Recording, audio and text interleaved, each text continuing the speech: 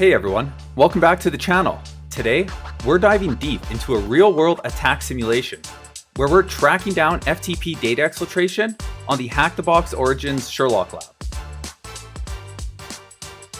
Something suspicious is happening on the network, and it's our job to trace the breadcrumbs, analyze the traffic, and figure out how sensitive data is leaking out through FTP. Whether you're into threat hunting or just leveling up your blue team skills, this one's packed with hands-on analysis and real-world detection tips. Let's dig in and see how the attacker pulled it off so you know how to catch it next time. A major incident has recently occurred at Pharrella. 20 gigabytes were stolen from internal S3 buckets, and the attackers are now extorting Pharrella.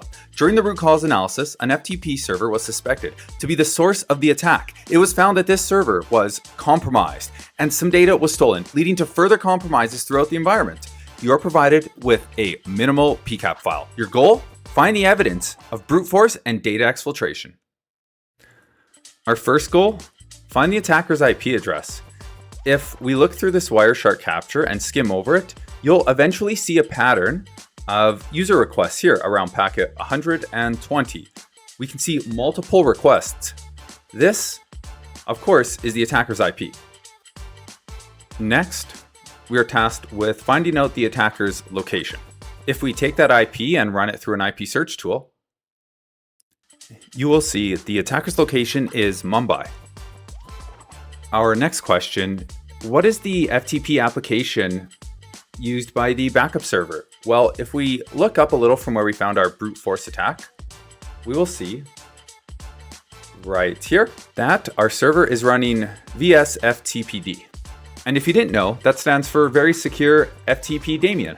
The next piece of evidence we're looking for is the time that this brute force attack started, which we can actually find if we scroll to the very first login request, which will be here, this user admin. And make sure to use the UTC time when you're looking through this. Our next question, what are the correct credentials that gave the attacker access? Let's go ahead and take a look at that brute force attack and look for the successful login and work from there. Here, we can see at packet 305 that the attacker logged in. From here, we'll follow the stream. If we look under the TCP frame, we can see it's stream index 5.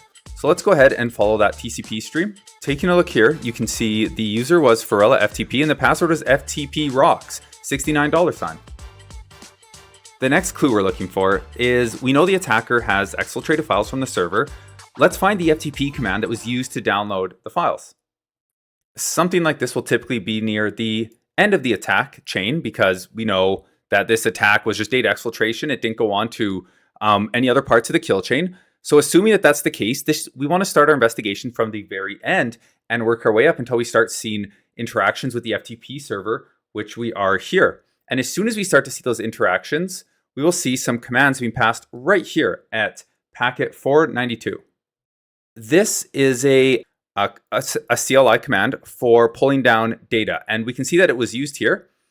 And it took the S3 buckets.txt file. If we scroll up a little, we can also see that that return command was used to download a maintenance notice PDF file. And if you didn't know, the RETR or retrieve command is short for retrieve.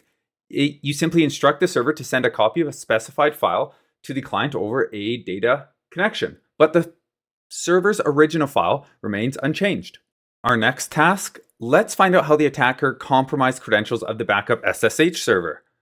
If we export the objects, we can take a look at that maintenance notice, and in there is a password. To do that, we go File, Export Objects, FTP Data. Let's take a look at that PDF file. In the PDF file, if we cut to the chase, I'll zoom in, you can see the password right here was disclosed.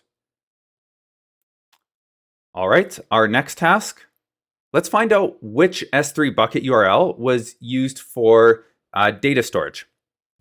The way to do that is if we go near the end of the attack here and we look around, we'll start to see confirmations of that information being extracted from our requests. However, if we want to be lazy, we can just export that text file and it will have it there. However, if we actually look at that packet, it's number 494, it'll disclose the S3 bucket name in the line-based text right here. Our final task is to find out what phishing email here was ultimately used near the end of the attack phase. And the way to do this is we're actually going to see that the email is in packet 494, the same one we're looking at.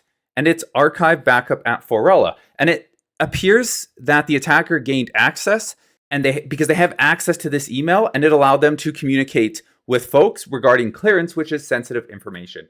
Hey, that's all. If you found this helpful, please like, comment, and subscribe. It really helps the channel. See you in the next video.